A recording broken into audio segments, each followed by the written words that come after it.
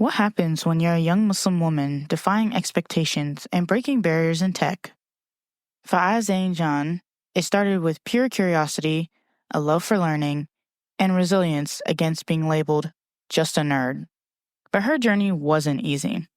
There were eureka moments, setbacks, and powerful lessons along the way. This episode is for anyone who's ever felt overlooked, but still felt the urge to keep pushing forward. Let's get into it.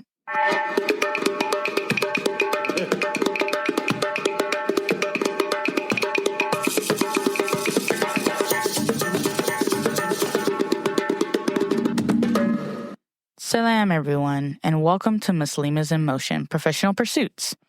I'm Hawa, your host, and here we celebrate the achievements of Muslim women while exploring strategies to balance the life you dream of with the life you're living today. Join me as we dive deep into today's guest, Aazain Jan, a self-taught developer, tech blogger, and someone who turned her passion for problem solving into her greatest strength. In this episode, we'll dive into how Aazain went from being underestimated to finding her voice, embracing her nerdiness, and inspiring others to improve their skills rather than being perfectionist. Now, Aazain, how are you today? I'm fine. What about you? Alhamdulillah, I'm doing good. So thank you so much. I'm really excited to have the opportunity to talk to you today.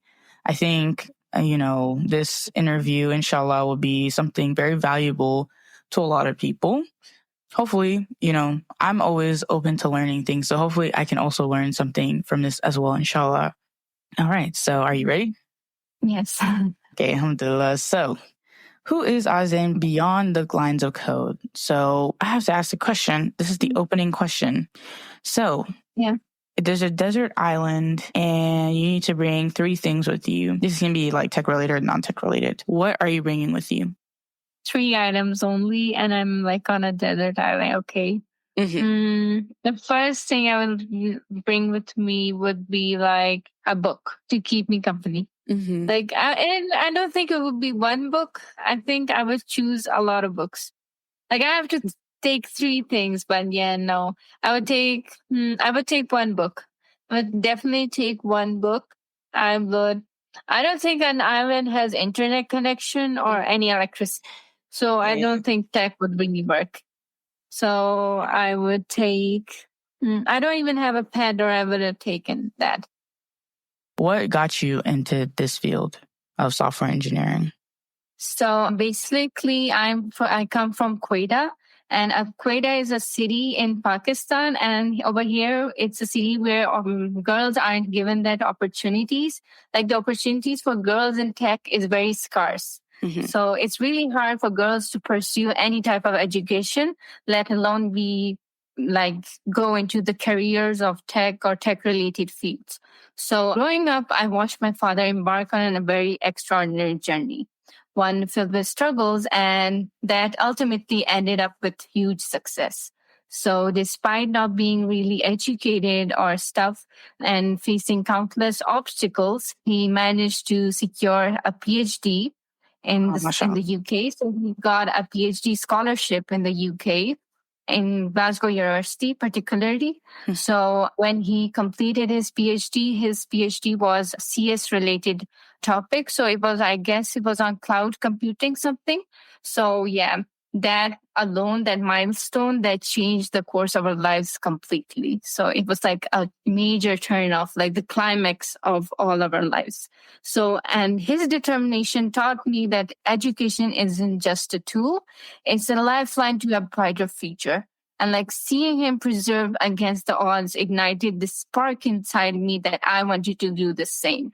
Like I wanted to go into this tech field, and I wanted to prove myself that yes, it is possible for girls to be in any tech related STEM major. Yeah.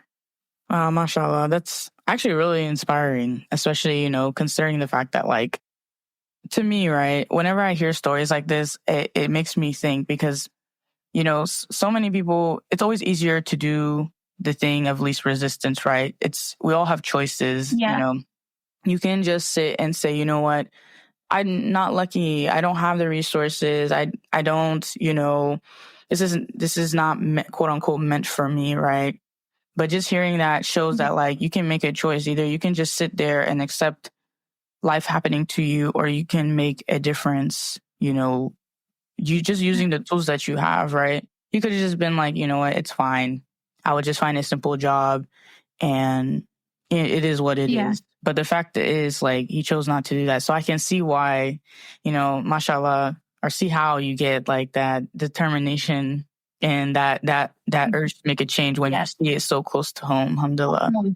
That's amazing. Yeah. So your blog, the Dev Diaries, right? I think it's really, that's something that actually kind of stuck out to me when I was, looking and, doing some background. I really like how it's such a blend of, passion and your own personality. So why did you start sharing that? And what do you hope that people take away from it? So it all started that there's this professor in my university, and she wanted me to like go through some training to be like a front end developer. Mm-hmm. And like I asked her how it would be possible, like the first step that I should take. And the first step that she told me was to start a blog. She said, if you want to start front end development, you should first start with writing some blog episodes. And like I asked her for advice, like what should I write on? So she was like, write on your experiences, anything, just something that makes you happy and something that like makes you live a more fulfilled life. So yeah, that's how I started writing those blog episodes. And seeing people actually read my content made me more motivated to write more episodes. That's amazing. And so how long did it kind of take you to, see people benefiting from it? Was there a time when you were doing it and, maybe it didn't have a lot of traction yet? Because as most things, right? Sometimes you start something, it's not going to go viral immediately. Yeah. Were you ever doing it and you're kind of like, what's the point? Nobody's really looking at it. Or could you say that like you kind of maintain that, that energy, like, even though people aren't really reading it or anything, I'm still, do my thing. I'm still right. Feel free to be honest. Cause, sometimes it's hard. You lose motivation, but, tell me about that. Like, it's just that whenever I'm like, since I've started this like journey of mine in this tech field, I tend to get negative a lot about myself, and I start all this self-criticism and stuff. So when I posted the first episode, there were like 2 comments and like 5 views or something like that. So I was like, okay, it's the first day, no worries. So I would, after every day I got back from uni, I would just go to my website. I'd just go to my blog. I could check the views and I would check who has like seen it or not, if somebody's read it or not. And like every day for like a week, I get the same results. Like nobody's read it, no comments, nothing. So that did make me feel a bit bad about myself. Like, why am I even doing this in the first place? Like, there's no point in doing this. Nobody's reading this. And so, yeah.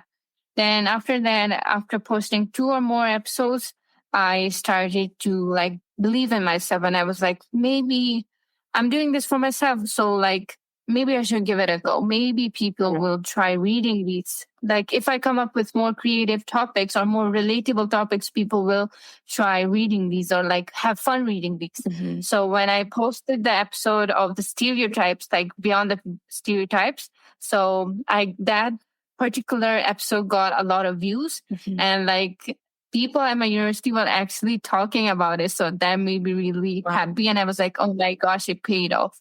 So yeah, that one day, like the day when I heard my own class fellows like muttering about the blog, and they were like, yeah, I read the episode. It was so like relatable and stuff.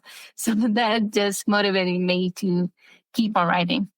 See, that's amazing, mashallah, because the thing is, right, I took 2 things from that. Because A, you kind of saw, okay, you took, even though it was a little discouraging, right, you took that and you kind of pivoted and you're like, okay, like, I'm going to make something that, people can actually relate to, which is important, right? Because at the end of the day, people like hearing about things that can apply to them because, they can always learn from it. But then also it's like, that I'm actually not going through this by myself. And then also when they talk about other people or talk with other people about it too, they're like, oh, I'm actually not going through this by myself either. And then, it almost builds a bit of community, right? Because they know that, oh, this is something that a lot of us go through. Let's talk about it. Because whether it's on purpose or on accident, sometimes when we're going through certain experiences or certain scenarios, we can kind of like internalize and feel like, oh, I'm the only one who's, it can't just, it's nobody else could possibly be going through what I'm going through, which is funny because the human experience is rarely unique. So I think that's just so cool how you were able to take something and then just also have other people just benefit from it. Because at the end of the day, right, we like to create things that people can actually gain from. And I think that's just so cool that you were able to do that, Thank you. Thank you so much. Yeah, of course. It's really cool. I respect like writers especially. I mean, when I was younger, I used to like to write a little more and read especially. Reading was like my favorite That's thing. my favorite hobby. Yeah. It's so cool. And you can tell people's writing quality, like from their writing quality, how much they read. And, mashallah, from what you've written, I can tell that you probably like to read a lot because it's writing, whether people realize it or not, it's actually it's not easy. Like, it's not easy to like come up with just things to say, and not only just coming up with the things to say, but now you have to come up with like, okay, how am I going to convey the ideas the way that I'm feeling and thinking of them? How am I going to create it in a way where people can actually gain from it, benefit from it, and most importantly, enjoy what they're reading, right? So I think it's so cool that you were able, mashallah, to like just create this blog, create this community with what you're doing. Yes. So take us back to your first Dev Diary moment. I know we talked about like, why did you start? And so what do you hope people take away from it? Like, for example, when you talked about your Beyond the Stereotypes post that you had created, are there more things that you kind of hope for people to take away from your Dev Diary blog? Yeah, I just hope that people like actually read my blogs and like they take this stuff that they're not alone like in this tech journey, that it's okay to feel like imposter syndrome that's going on with them. It's totally okay to feel like you're behind, like your other peers are like way ahead of you and you're like, no, I can't do this anymore. Like this is the point that I should just give up.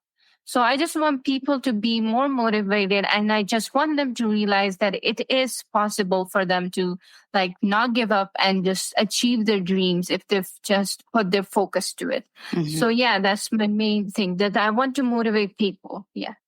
And I especially want young girls to read my episodes so that they feel motivated to step into a field that's totally male dominated these days. So I just want them to know that they're not alone feeling this like raging imposter syndrome, that maybe the others are better than them.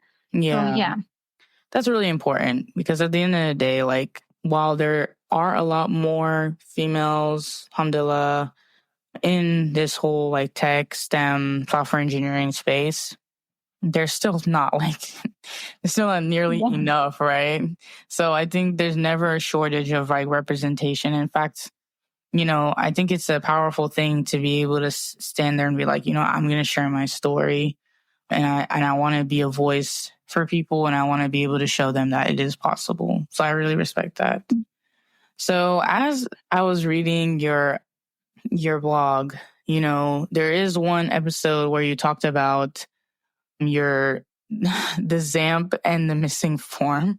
Yeah. And you had like a bit of a panic moment. Do you want to talk about that a little bit? Yeah, sure. So the story goes on like we're actually learning like web engineering. So we have this course called web engineering in our third semester. And the course inside of it is like we're learning like HTML, CSS, JavaScript, and also some backend languages like PHP and SQL. So we had actually started PHP, and we had started to like learn how to validate forms, like the forms we have for validation. So my professor actually gave us this assignment that we needed to create a HTML based form, and then we needed to apply like PHP validation on it. So I just quickly whipped out my laptop right there in the classroom. I was like, yeah, I can do this totally. I'm just a pro at this. So yeah, it was really embarrassing for me to see that it wasn't working. So yeah, I whipped out my laptop. I opened up my IDE. I really love using VS Code. Yeah. So like I opened it up. I quickly typed up my HTML file. After that, I started compiling my PHP file. I linked those two together, and like I went to the like browser, and I was like so excited to run this code that I forgot to turn on those servers in the XAMPP control panel. So I was like, yeah, this totally, I can do this. So when I just entered like form, like I wanted to open up the file. So when I opened it up, it wouldn't open up. So it was like error 404, file not found. And I was like, what? How? Like I just made it. I did all that stuff. So I went back into the VS Code and I checked each piece of line. Like I checked each line of code, and I was like, maybe I missed a terminator or something. So yeah, in our developers world, the terminator is the main cause of all disruption. Personally, No, seriously. so I like started checking every piece, like every line of code, and I was like, okay, maybe I've done some sort of error and stuff. So I was like, okay, maybe there isn't any error, and maybe it's just me hallucinating about this stuff. So I thought I was going crazy at that moment. So like I got out of classroom, and like that night, when I went home, I started checking it again, but no sign, no luck of anything. So when it was time to sleep, I was just laying on my bed, and I was like, I don't know how this happened, but this thought came into my mind that maybe you haven't really opened up the control panel, like you haven't completed all the steps. So I was like, oh my gosh, that's reason. That's it. I found it. Like it was my eureka moment. So I just quickly got out of bed. I whipped up my laptop again. And this time I did everything step by step. I went step by step methodically. I opened up my control panel of XAMPP. I started both the servers, Apache and MySQL. And like I was like, okay, this has to work this time. So I went and opened the file, and yeah, it was like, ta-da, it was right there. And I was like, oh my God, I can't believe I just missed such a crucial step. And yeah, that one crucial step had me had made me a nervous wreck for a whole day. Yeah, first of all, I very much relate, because people really underestimate, like, when you stare at a computer screen all day looking at the same code base, like, sometimes your brain just doesn't work the way it needs to work. Like everything just starts blending in. So I do not blame you, but I especially liked when you referred to like when you were laying in bed and you finally like it just you had that epiphany, like that eureka moment.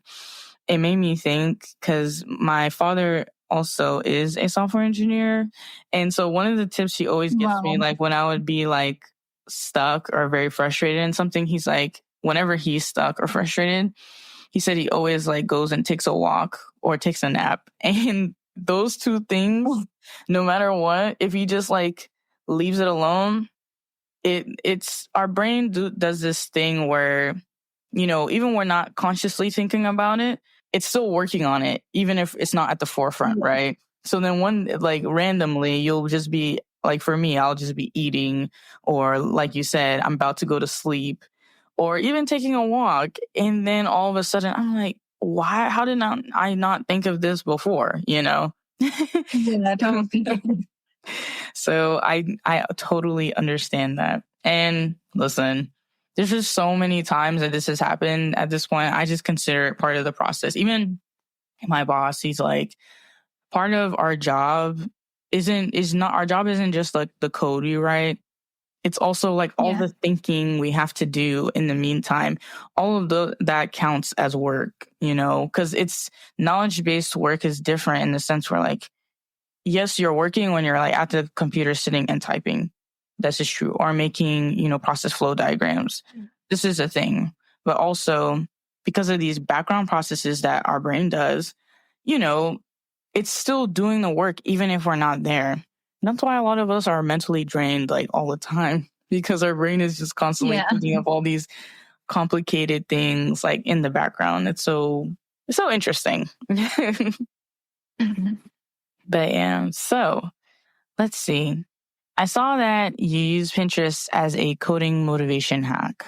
First of all, do you mind like going over like what exactly that hack entailed, and then we'll dive into the rest. Yeah, sure. Like when I was in like college and school, I would use Pinterest for like study motivation. So I would find all these study motivational quotes and stuff. So I will like save them all together in one like board. And like I would create multiple boards. I still have them till this day. So I would create those boards. And whenever I was feeling unmotivated to do something or to get up and do my assignments or do my quizzes and stuff, so I just open up those boards and I will read over those pieces of like motivational quotes, and I will be like, yeah, okay, let's do this. Let's get this over with. So up until this day in university, I still use this hack. So I've created a bunch of different boards on my Pinterest, some for coding, some for like comp sci major outfits. So like I've made a board for outfits as well, like all these different colored hoodies and stuff. Yeah, so I made one for coding. I made one for motivational quotes. So whenever I'm feeling unmotivated or demotivated to like get up and code or do some studying or do any sort of work, I just open up that Pinterest. I open up Pinterest on my laptop. I just go towards my boards. I just open them up. And like I read over those and like look at all those people that are there. They're doing their job even though they don't want to. They're just getting it over with. So I'm like, yeah, maybe I should get my work done at this point. I mean, enough for procrastination. I just get this done. Like, yeah. Yeah. And I think the motivational part is important because, sometimes, I don't know about you, but I remember in undergrad, there would be some days where I would just be like, what have I gotten myself into? Like, I know, but like, nobody tells you how painful it is. Yeah. When your code is running, it's like perfect. You're like, oh my gosh, I love my major so much. I'm going to be so successful and rich and stuff. And whenever I get a slightest bit of error, I'm like, oh my God, this is not going to be happening. I can't solve this anymore. I can't do this anymore. Maybe I should just change my field. I don't want to be a software engineer anymore. Yeah, so I go through a lot of negativity like that. Yeah. Can I tell you a secret? That feeling does not go away. Yes. Oh my God. Yeah, that feeling. I thought it would go away. No, I think I can't tell you how many times like there'll be some story. Wow, like I was born to do this. Like, wow, I can't believe I thought this was so difficult. And then there'll be some where it's just like, you know what? Maybe I'm just not. I don't know how I made it this far. I get it. Like, it's tough. It's tough. So we just have to like keep reminding ourselves that like, it'll be okay. Like, I think something that I thought of like as you were speaking is that, a lot of people have this, even if people are doing that, it's easy 100% of the time. And I've wanted to be as long as I can remember. Well, once I became more of a nerd, I just knew I was going to do this. But that doesn't mean that like there are not days where I'm just like, dang, what did I actually sign up for? I understand. It's hearing you say all this, I just wanted to ask a question if you're comfortable. Yeah, please. I just wanted to ask, have you ever dealt with a bad grade in any subject or something? Oh, yeah. I was typically like a straight I wouldn't say straight A's. I was like an A-B student. I was straight A's for a very long time. And then like the thing is the education system in the US, we have these like gifted programs and stuff. And so when you're kind of like adolescent thinking that like, wow, I'm so ready for these things. All of a sudden, like you hit a maybe I'm not smart. But then you realize way down the line, you're not smart. It's just that you were never taught proper studying techniques and strategies. I made it, right? Like, alhamdulillah, like nothing failing or anything. Not as easy as it used to be. And I could not figure it out why. I would just be like, like, I'm just going to try to make it a B or an A minus or whatever. And then college happened and it got even worse because I was just quote unquote getting by, but I never like still didn't really learn studying. So I really had to know how to study. But at a certain part in undergrad, I realized that a little too late before I got like a couple C's and C's in my family is not and to most good. So passing, but like the whole point of me even saying this is that it's not really the end of the day. Like you can make, but I say it's a combination of factors. Let me explain. Grades can be, if you're about class or anything, 90%. But like you also have to ask yourself, what are you doing outside of your homework? What are you doing outside of your classwork? Are you doing things like, for example, what you're doing? Writing a blog, building a community, whatever that might be, posting on LinkedIn, keeping your LinkedIn updated and active. Are you practicing public speaking? Are you a multifaceted person? Because the truth is, right, if you're just focused on like your study, I'm not going to say it's the easiest thing to be like a straight A student or anything, because of course. However, if you are somebody who does extracurriculars, are you somebody with an active social life, or do you volunteer? Do you have a job, part-time, full-time job? Are you like building a community, having friends, contributing regularly to a blog, a website, an app? Are you building things like in our instance as a CS people? Are you building apps? Like there are so many things that you could be doing outside of just making good grades. That's why a lot of companies, they don't really just look at the grades anymore, or the grades are not the largest emphasis. Because at the end of the day, we know now people are just so much more than their grades. So you have to be a little more forgiving to yourself in general, first of all. But especially if you are just, some of us, we're very multi-passionate. We want to do all the things and want to do them now. And you just want to, you have so many goals and aspirations and you want to just do so much. Yeah. I'm not saying you should fail your classes, but I am saying that like at the end of the day, if you're looking for a job or an internship, the internship is not going to choose the 4.0 or the 4.9 student who doesn't have a job, has no experience, doesn't do anything outside of their classes over the person who might have a 3.4 and they had jobs, they had people skills, they have experience working in a corporate or even in a team environment. You have experience building apps and plugins and modules. You contribute to open source projects. You build and you post regularly on social media, and you have a blog, you have a website, you have, a following, and you can find ways to like work that into your story, who makes you who you are, et cetera, et cetera. Who do we think the job or the internship is going to choose? Are we going to choose the 4.9 who did nothing?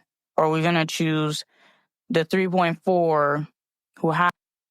Because at the end of the day, they just want to see that you're a person, be nice to work with, because a lot of people forget that part. You think you can just be smart. And know that actually that just brings me like professors at uni just tell us that your GPA doesn't matter. It's your skill side. So this guy in our uni class, he has like a 4.0 GPA. So for the last 2 semesters, he's been getting the 4.0 GPA. And he is really like this snobbish, arrogant type of person. Like, he isn't really nice to us at all. Like, he's really judgmental. So he's like, he only hangs out with the kids who have like a higher GPA. So the people with the 3.5 or the 3.4, he doesn't even talk to them, even look at them. So I'm like, okay. So even though you've got a 4.0, you don't need to be this much snobby and stuff. So yeah, I just want like someone to make like sense to him that whatever you're doing is like totally nonsense. Like, maybe you should give others a chance to work with you. Like, I mean, whenever we get a project or something like that, he only chooses the people who have like a good GPA. He doesn't even like want to go and talk to the people that are lower than him. So a person with a 3.5, he would never talk to. So yeah. See, and I'm gonna just be honest, the arrogance alone, like, that's gonna catch up really quick. Sometimes, and a lot of times, like, you can be smart and that's cool, but like, do you really want to be surrounded by people who just want to be around you because you're smart and they know that, oh, I'll get a good grade if I'm around this person? Like, no, obviously not. And that's why, like, at the end of the day, like I said, you can have the best grades or whatever, but like, you need to just I think being a well-rounded person is just the most important thing you can do, especially in this field, right? Because you can be a specialist. I'm not saying don't specialize in things, but at the end of the day, people are just so much more than one number, you know? Like you said, that arrogance can stand out. Like, you don't even know the guy seriously, but like, nobody really wants to be, at least most people I know, probably don't want to be around somebody who is, hard to work with, arrogant. And that's true in the professional world. You can interview somewhere and have the best answers with the best efficiencies, but like, if you're just a jerk about it, people are interviewing for these things too. They're not just interviewing for like, oh, are you the smartest interviewer, the best interviewer we've ever seen? Like, they look at your attitude, they look at your behavioral, your people skills. If those are dog water, then nobody's going to want to work with you. So, people forget all the time. And I think it's important to remember, especially, in undergrad or in school in general. Like, we get caught up and, it's easy to like beat ourselves up. Like, me too. I kind of fell in that pattern at some point, but then I kind of realized, like, I'm doing my best. And I think, alhamdulillah, if it wasn't for the things that I did and the people I met, I don't think I'd even be here doing this, So I'll just say alhamdulillah, I didn't have to make, this things, but that was my journey, right? And that's what worked for me. I just think when we're so used to being around high achieving people and high achieving environments, it's very easy to like get stuck in that mindset of like, oh man, I just have to have all the best. Like, no. And even in CS, like in real life, it's not about being perfect. It's just honestly just about being good enough to make sure things don't break and then optimizing it and improving it from there. So, yeah. So, that you've learned from your peers or your teachers that has stuck with you. When I got my first semester result, I had like all A's and like I had one B and one. My GPA was like 3.8 something, like, and I was really happy about it. But then when I started hearing the other classes, like other class fellows' result, and I was like, okay, maybe I'm not that really smart as I think I am. So like, I was feeling really bad about myself, even though it wasn't something I should be feeling bad about myself. So I talked to some of my professors and I was like, do you think this is a bad GPA? And they were like, no, oh my God, who's told you, like, who's brainwashed you? They were like, you're just focused on your exam and stuff. You're someone, your coach. The only thing that matters is your skills. Don't go towards all this rush in the GPA race. Just leave that rat race and just focus on your coding, just focus on your skill set. Because at the end of the day, interviewers aren't going to ask, oh my God, okay, you're a 4.0, so we're going to keep you in the job. No, they're going to ask you like coding related stuff. They're going to ask you like, what do you know? What can you work with? What do you know how to build? So yeah, that alone, like that's sort of like motivation. That was some. So yeah. That's actually really powerful and, goes along with kind of the point that we were talking about, which is just like, yeah, you want to focus on things that are going to bring you career. Because ultimately, you're here to make a bunch of good grades. You're here to. Now, does college necessarily do the best job of that? No. But that's why we kind of take that into our own hands, which that's why, people who even ask me, like, what should I go to school for or whatever. To me, right, you shouldn't be asking yourself, what degree should I get? You should be asking, like, okay, what do I want to do? And how am I going to get there? Work your way backwards. Because at the end of the day, maybe what you want to do doesn't even involve spending thousands of dollars in a degree. So then you're just cutting out all the mess, all the extra. But if we just look at it as like, oh, I have to do this, I have to take this path, imagine I should have done better in this class. But, sometimes these things happen so it can show us that like, oh, maybe it's not the end of the world. Like, awesome. So one more question. This is my typical closing question. So what is your favorite ayah and how does it inspire or influence your approach to your career, your school? I think it would be like Rabbi Yassir wala tuassir wa tammin bil khair. So the translation is, my Lord, make this task easy and do not make it difficult and make it end well. So like this, it's this ayah and it's this dua that I recite before every quiz, every exam, like, and it seems to be college. So whenever I recite this particular dua, my heart seems to come to rest. So I feel peaceful within. I love that. MashaAllah. That's actually really beautiful. Well, with that being said, I'd like to thank you so much for your time. Yeah. So where can people find you and or support you? I have my LinkedIn account as well. Them go backwards. So Niaza, like my name is Aazain, so I made it go like Niaza to make it look nerdy and like cool and stuff. So I just made it go backwards, and that's my username. I love that and everything. Thank you so much for your time. This was honestly really enjoyable. I had such a blast, talking about you, your journey, and just everything. And I pray Allah just continues to make your journey easy. And, just puts barakah in everything that you're doing and everything. Because it's not easy, but alhamdulillah, it's worth it at the end. I promise. Yes, thank you so much for your time. May Allah make everything easy for you. Ameen, inshallah, for you as well. Ameen. Yeah, thank you. All right. Assalamu alaikum. I will follow up with you soon, inshallah. Inshallah. Thank you so much again. No problem. Yeah.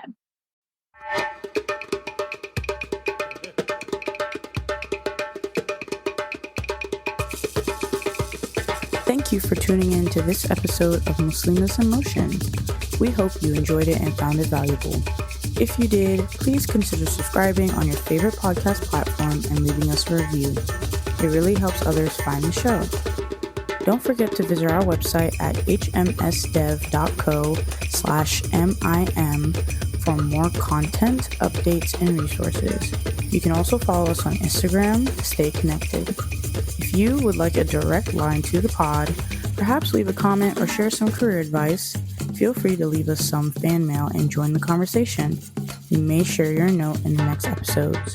Just check out the description for the link. And please, don't forget our brothers and sisters in Gaza, the Congo, and Sudan. If you would like to donate, the links will be in the description below. Join us week after next for another exciting episode. Until then, take care and salam.